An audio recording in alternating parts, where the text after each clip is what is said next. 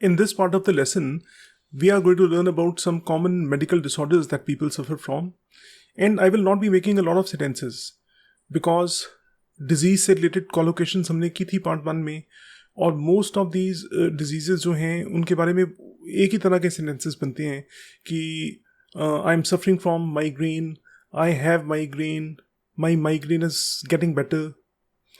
तो I don't want to make a lot of sentences, जहाँ ज़रूरत होगी बना दूंगा, लेकिन what I want to do is to give you additional information about each of these medical disorders so that you understand these terms properly and you never forget them.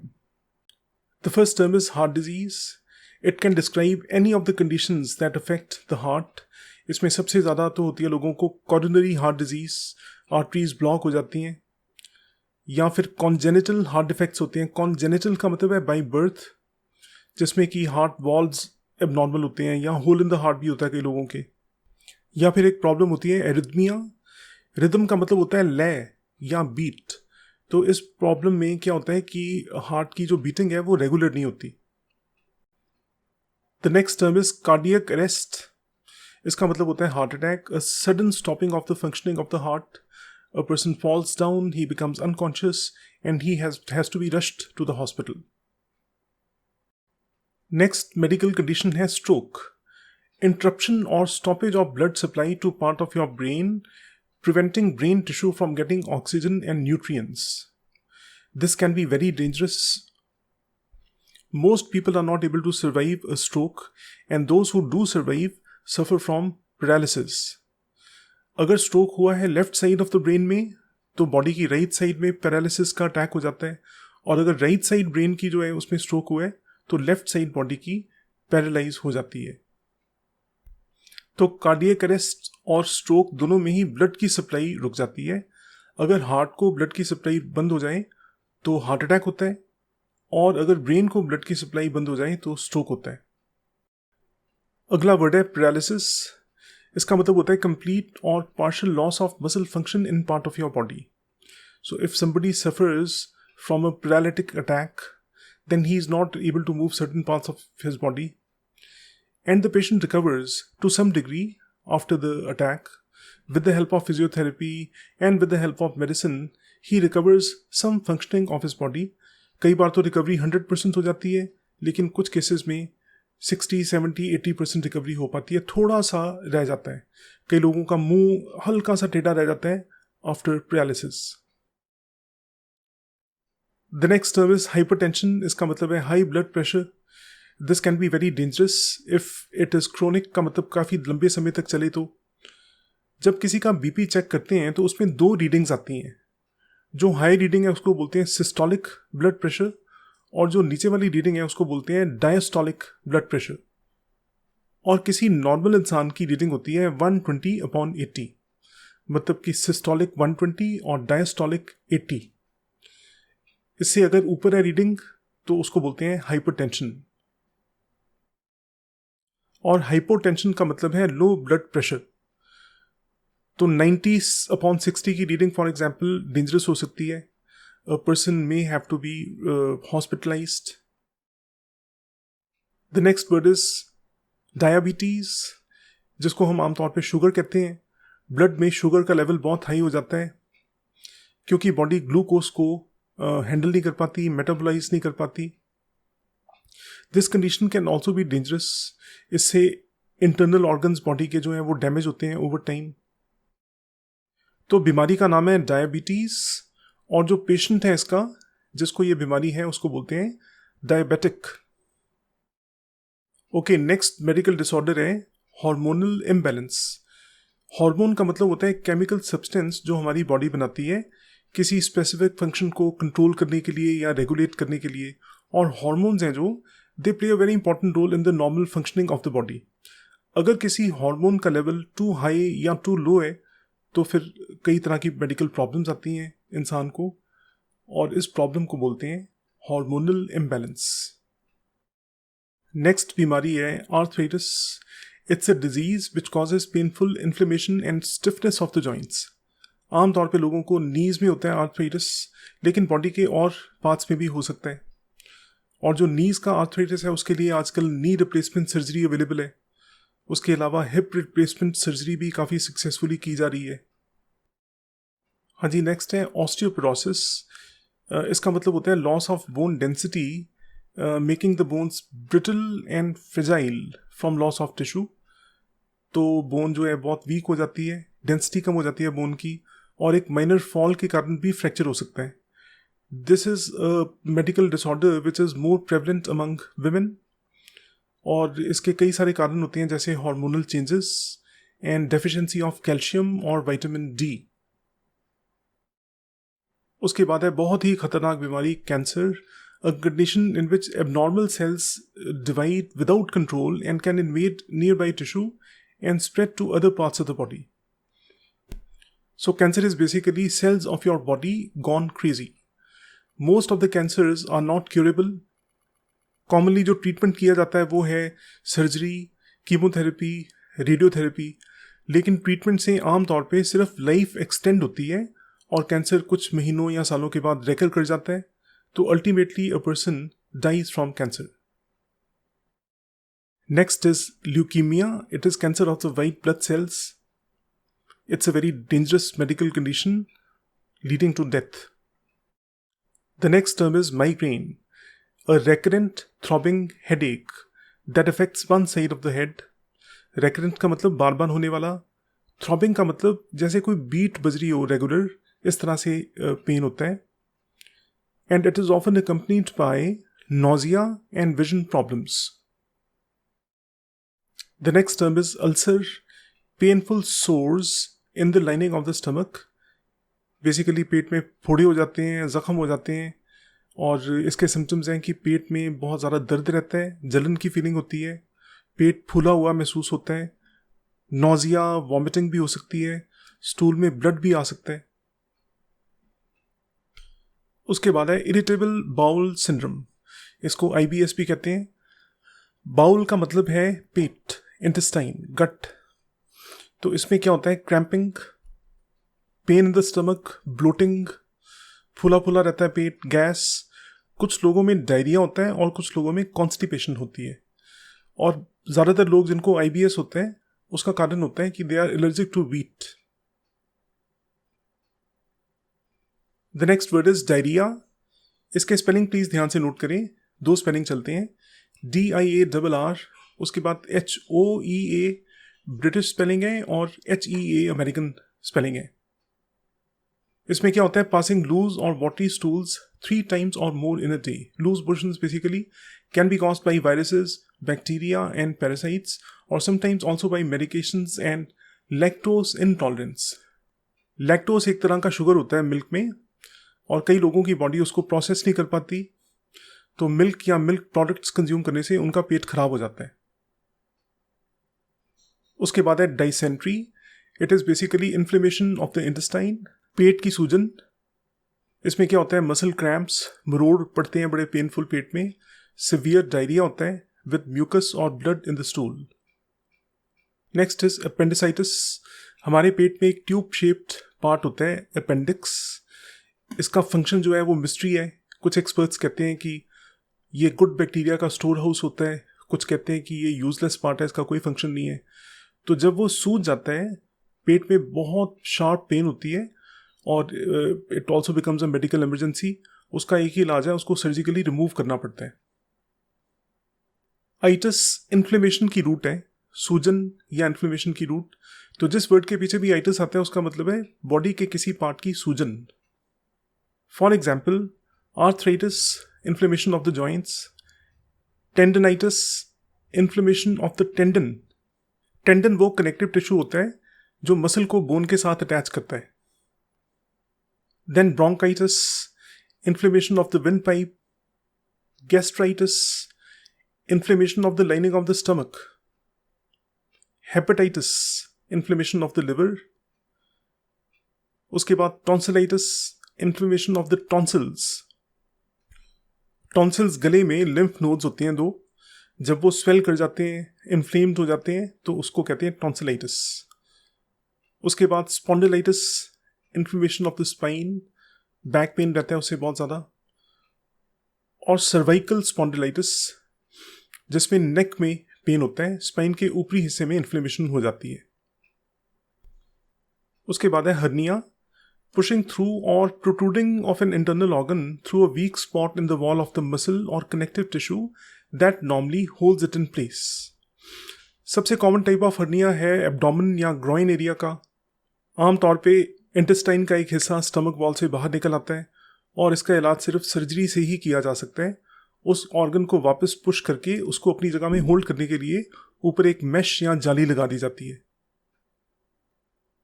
Next disorder is enlargement of the prostate gland, increase in the size of the prostate gland leading to blockage of the flow of urine.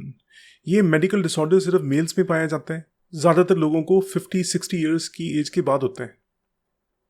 इसमें frequent urination होती है क्योंकि हर बार patient जब urinate करते हैं तो bladder पूरी तरह से खाली नहीं हो पाता, रात को कई बार उठना पड़ता है, नींद सही से नहीं आती। इनिशियल स्टेजेस में तो इसको दवाइयों से कंट्रोल किया जा सकता है, लेकिन प्रॉब्लम जब बढ़ जाती है तो फिर इसका इलाज सर्जरी से ही होता है। हाँ, ये बात है कि आजकल नॉन इन्वेजिव सर्जरी यूज़ की जाती है लेज़र की हेल्प से, इसलिए इसको माइनर प्रोसीजर ही माना जाता है। नेक्स्ट डिसऑर्डर है जी fatty liver disease, building up of fat in the liver mainly due to the consumption of fatty foods, obesity, diabetes, too much alcohol consumption etcetera. तो इसको अगर ट्रीट ना किया जाए तो ये लिवर सिरोसिस में कन्वर्ट हो जाता है और अल्टीमेटली लिवर का कैंसर बन जाता है। Next is dinghy. Yes, the correct pronunciation of this word is dinghy and not dengue. तो डेंगी एक सीरियस डिजीज है which is caused by a virus carried by mosquitoes. इसमें बड़ा हाई फीवर होता है और जॉइंट्स में, पूरी बॉडी में बड़ी सिवियर पेन रहती है। उसके बाद है malaria, a disease caused by a parasite spread to humans through the bites of infected mosquitoes. तो डेंगी और मलेरिया दोनों बीमारियां मॉस्किटो से स्प्रेड करती हैं। Next is typhoid, a bacterial infection that can lead to high fever, diarrhoea and vomiting. उसके बाद है jaundice. It is yellowing of the skin caused by high levels of the chemical bilirubin in the blood. इसके symptoms होते हैं nausea, vomiting, diarrhea, fever, weight loss और abdominal pain. अगला disorder है hepatitis, inflammation of the liver due to a viral infection. Liver हमारी body में एक बहुत इंपॉर्टेंट ऑर्गन है। ये कार्बोहाइड्रेट्स, फैट्स और प्रोटीन्स को ब्रेक डाउन करता है, ब्लड को फिल्टर करता है, इन्फेक्शंस को फाइट करने में भी हेल्प करता है। तो अगर लिवर अपना काम सही से ना कर पाए तो उससे कई सीरियस प्रॉब्लम्स हो सकती हैं। हेपेटाइटिस मेनली 5 टाइप्स का होता है, A, B, C, D and E। सारे के सारे वायरल होते हैं ये। लेकिन एक एल्कोहलिक हेपेटाइटिस भी होता है जो ज़्यादा ड्रिंक करने के कारण होता है लोगों को। The next disorder is bronchitis. It is inflammation of the lining of the lungs. सांस लेने में प्रॉब्लम होती है, कफिंग, वीजिंग, थिक म्यूकस बनता है and most of the cases में ये होता है वायरल इन्फेक्शन के कारण या बैक्टीरियल इन्फेक्शन के कारण भी हो सकता है। The next term is asthma. Please note करें, इसकी प्रोनाउंसिएशन में TH नहीं बोला जाता, इसकी सही प्रोनाउंसिएशन है asthma. It is the narrowing of airways to the lungs which makes breathing difficult. Symptoms इसके होते हैं tightness in the chest, wheezing, आवाज़ आती है जब सांस लेता है कोई तो, ब्रेथलेसनेस, सांस चढ़ता है, कफिंग और इंक्रीज्ड म्यूकस प्रोडक्शन। तो ब्रोंकाइटिस की तरह ये भी लंग्स की ही प्रॉब्लम है, लेकिन एक मेजर डिफरेंस है कि एज्मा किसी वायरस के कारण नहीं होता बल्कि एलर्जी के कारण होता है और ये एक लॉन्ग टर्म प्रॉब्लम है, या कहना चाहिए कि क्रोनिक बीमारी है। तो पेशेंट्स को कभी भी अटैक हो सकता है, इसलिए उन्हें अपने पास एज्मा इनहेलर या पंप रखना पड़ता है। The next word is tuberculosis. TB भी कहते हैं इसको। It's an infectious disease caused by a bacteria that attacks the lungs, but it can also spread to other parts of the body like the brain and the spine. देखिए, पुराने ज़माने में तो TB का कोई इलाज नहीं होता था, TB से डेथ हो जाया करती थी, लेकिन अब ये क्योरेबल है। इसका इलाज 6 मंथ से लेके 1 ईयर तक चलता है। लेकिन एक बड़ी ज़रूरी बात है कि जब इसका ट्रीटमेंट चल रहा होता है तो एक भी डोज मिस नहीं कर सकते, नहीं तो ट्रीटमेंट नए सिरे से फिर दोबारा शुरू करना पड़ता है। But yes, TB is now curable. Next disorder is pneumonia. It's a serious illness in which one or both lungs become red and swollen and filled with liquid. It can be caused by a viral infection, a bacterial infection or even a fungal infection. ज़्यादातर cases में pneumonia उन्हीं viruses और bacteria से होता है जिनसे हमारा गला भी ख़राब हो जाता है. तो किसी का अगर गला ख़राब है और वो कई हफ्ते या कई महीने उसका ट्रीटमेंट नहीं करवा रहा तो वो निमोनिया बन सकता है. आपको फंगस वर्ड की प्रोनाउंसिएशन के बारे में बताना चाहता हूँ. देखिए, फंगस की तो एक ही प्रोनाउंसिएशन होती है, फंगस. लेकिन इसका जो प्लूरल फॉर्म है FUNGI, इसकी 4 तरह की प्रोनाउंसिएशन है. इट बिकम्स वेरी कंफ्यूजिंग कि कौन सी इसमें से ठीक है, और क्योंकि different people use different ways to say this word. इसकी 4 प्रोनाउंसिएशन जो है एक्सेप्टेबल हैं. इसको कुछ लोग कहते हैं फंगी, कुछ कहते हैं फंगाई, कुछ कहते हैं फंजी और कुछ कहते हैं फंजाई. तो इनमें से जो प्रोनाउंसिएशन आपको ठीक लगती है आप अडॉप्ट कर सकते हैं. The next term is obesity, मतलब कि मोटापा. कोई जो मोटा आदमी है वो होगा ओबीस. जब डॉक्टर वार्निंग देता है कि आपका वेट बहुत ज़्यादा है, you need to lose weight, उस कंडीशन को बोलेंगे ओबेसिटी. ये हाई कैलोरी इंटेक के कारण हो सकता है, लैक ऑफ फिजिकल एक्टिविटी के कारण भी हो सकता है, लेकिन इसके कुछ और रीजंस भी हो सकते हैं. कुछ लोगों में इनहेरिटेड टेंडेंसी होती है वेट पुट ऑन करने की, और कुछ लोगों में हार्मोनल इम्बैलेंसेस के कारण भी ओबेसिटी की प्रॉब्लम हो सकती है. The next term is influenza. ये एक वायरल इन्फेक्शन होता है जो रेस्पिरेटरी सिस्टम को अटैक करता है. आपका नोज, थ्रोट और लंग्स इसमें इन्वॉल्व होते हैं. इसको शॉर्ट में फ्लू कह दिया जाता है, but it is different from stomach flu. उससे पेट खराब होता है, इससे गला खराब होता है. तो साल में 2 बार मौसम चेंज होता है, उस समय वायरसेस बहुत एक्टिव होते हैं और तकरीबन सभी को खांसी जुकाम लगता है.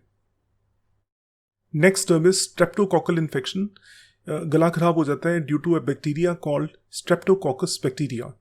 It causes sore throat and fever. इस बैक्टीरिया से जो गला खराब होता है उसको बोलते ही स्ट्रेप थ्रोट है, इसीलिए वो चूसने वाली गोली जो है उसका नाम स्ट्रेप्सिल्स रखा है उन्होंने. इस तरह की गोलियों को लॉजेंजेस बोलते हैं. अगला डिसऑर्डर है HIV, human immunodeficiency virus, which causes AIDS. Full form of AIDS है एक्वायर्ड इम्यूनोडेफिशिएंसी सिंड्रोम. ये वायरस बॉडी के इम्यून सिस्टम को अटैक करता है. इम्यून सिस्टम हमारी बॉडी का वो सिस्टम है जो फाइट करता है इन्फेक्शंस के साथ, डिजीजेस के साथ. HIV बॉडीली फ्लूइड्स के एक्सचेंज से होता है और इसका कोई इलाज नहीं है.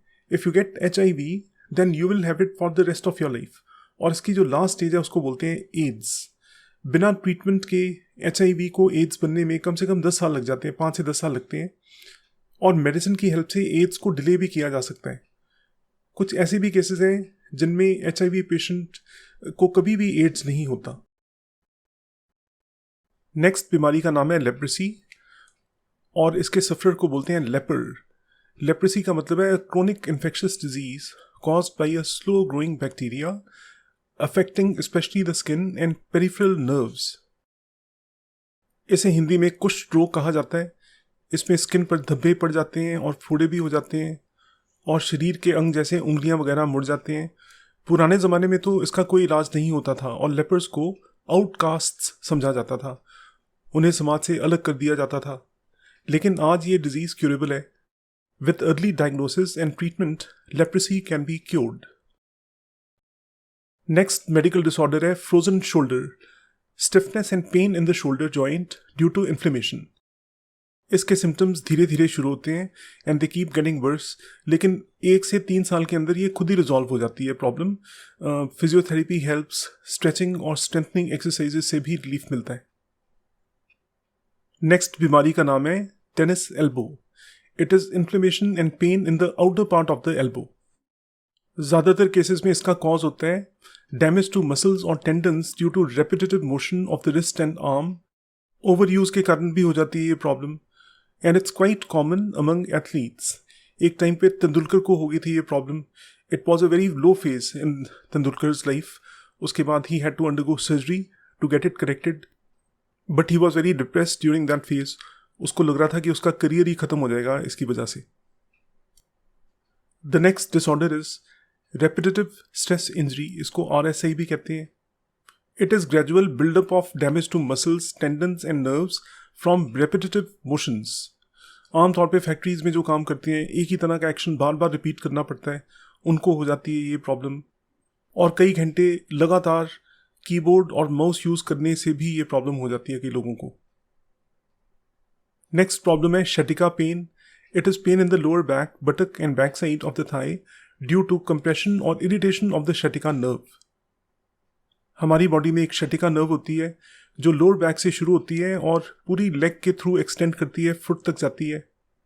जब ये नर्व किसी वजह से दब जाती है या इरिटेट होती है तो फिर पेन होती है बहुत ज़्यादा लेग में। The pain can be very sharp, it can come and go suddenly, और आमतौर पे बॉडी की एक ही साइड अफेक्ट होती है इससे। And this problem is very common. It is estimated that about 40% of the people experience sciatica pain at least once in their lifetime. उसके बाद है आई साइट की दो बड़ी common problems. The first one is myopia. Near sightedness भी कहा जाता है इसको, मतलब नज़दीक की चीज़ तो क्लियर नज़र आती है लेकिन दूर की चीज़ ब्लरी नज़र आती है, धुंधली नज़र आती है। और दूसरी प्रॉब्लम है हाइपरमेट्रोपिया, जिसको हाइपरोपिया या लॉन्ग साइटेडनेस भी कहा जाता है। मतलब दूर की चीज़ तो क्लियर नज़र आती है लेकिन पास के ऑब्जेक्ट्स हैं जो वो ब्लरी नज़र आएंगे। दोनों कंडीशंस को करेक्ट करने के लिए आई ग्लासेस या स्पेक्टिकल्स लगाने पड़ते हैं। नियर साइटेडनेस में ऐनक का नंबर नेगेटिव होता है और लॉन्ग साइटेडनेस में पॉजिटिव नंबर मिलता है। नेक्स्ट डिजीज़ है rabies. It is an acute viral disease of the nervous system transmitted through the bite of a rabid animal like a dog, cat, bat और fox. तो आपको पता है कि अगर डॉग बाइट कर ले, स्ट्रीट डॉग बाइट कर ले, तो रेबीज से बचने के लिए as a precautionary measure injections का पूरा कोर्स करना पड़ता है। क्योंकि ये डिजीज़ बड़ी डेंजरस है, इसके सिम्टम्स हैं एबनॉर्मल बिहेवियर, हाइड्रोफोबिया पानी से डर, paralysis and finally death. Next medical problem है allergy. It's a damaging immune response by the body to a substance, especially a particular food, pollen या पॉलन ग्रेन्स कहते हैं प्लांट्स की powdery seeds को, या फर, एनिमल की फर, या डस्ट। ये तब होता है जब कुछ लोगों की बॉडीज का इम्यून सिस्टम ओवर रिएक्ट करता है किसी हार्मलेस सब्सटेंस को, उसको एलर्जन कहा जाता है। For example, if somebody is allergic to peanuts, तो वो कोई ऐसी चीज़ खा लेगा जिसमें पीनट्स हैं तो he will get very sick. इसके सिम्टम्स होते हैं sneezing, red watering eyes, wheezing, shortness of breath, coughing, और कई केसेस में तो पूरा फेस सूजना शुरू कर देता है, लिप्स स्वेल कर जाते हैं, टंग, आईज, फेस पूरा का पूरा स्वेल कर जाता है, वॉमिटिंग भी होती है, डायरिया भी हो सकता है। So if somebody is allergic to something, उसको बड़ा ध्यान रखना पड़ता है। He has to stay away from that particular food, और पॉलन का मौसम होता है, उसमें एहतियात बरतना पड़ता है, डस्ट वगैरह से बचाव करना पड़ता है अपना। नेक्स्ट है कानों की एक प्रॉब्लम जिसको बोलते हैं टिनाइटिस। इसको रिंगिंग ऑफ द ईयर्स भी कहा जाता है। When you are sitting in a quiet place, तो आप नोटिस करेंगे कि आपके ईयर्स में एक रिंगिंग साउंड, एक बज सी लगातार बज रही है। इसके बहुत सारे कॉजेज हो सकते हैं, जैसे हाई ब्लड प्रेशर या hearing impairment, hearing loss due to listening to very loud music. इसका सोल्यूशन कोई भी नहीं है। मोस्ट पेशेंट्स को कहा जाता है कि आप इसको इग्नोर करने की कोशिश करें। अगली बीमारी का नाम है एपिलेप्सी, जिसको हिंदी में मिर्गी भी कहा जाता है। It is a condition of the brain that causes a person to become unconscious for short periods और to move in a violent and uncontrolled way. ऐसे इवेंट्स को बोलते हैं मिर्गी का दौरा। एपिलेप्टिक लोगों को अपना बहुत ध्यान रखना पड़ता है। कई सारी एक्टिविटीज़ हैं जो वो नहीं कर सकते, जैसे कि ड्राइविंग, क्योंकि एपिलेप्सी का दौरा कभी भी पड़ सकता है। But this condition can be cured. कई साल लगातार इसकी दवाई लेनी पड़ती है। नेक्स्ट मेडिकल डिसऑर्डर है एनीमिया। इसके स्पेलिंग ध्यान से नोट करें। ANAE से भी लिखा जाता है और ANE से भी लिखा जाता है।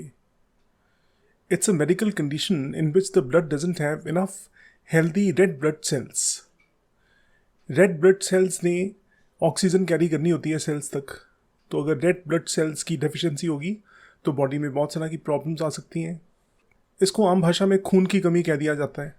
जिस बंदे को ये प्रॉब्लम हो उसको कहेंगे एनीमिक। एनीमिया टेम्परेरी भी हो सकता है, लॉन्ग टर्म भी हो सकता है, माइल्ड हो सकता है, सिवियर हो सकता है। इसके सिम्टम्स होते हैं फटीग, थकावट की फीलिंग, वीकनेस, पेल और yellow skin, irregular heart beats, shortness of breath, सांस चढ़ता है, डिजीनेस और लाइट हेडेडनेस, थोड़ा चक्कर आने वाली फीलिंग होती है। अगली मेडिकल प्रॉब्लम है insomnia, sleeplessness, not being able to go to sleep, और ऐसे बंदे को बोलते हैं इंसोम्नियाक।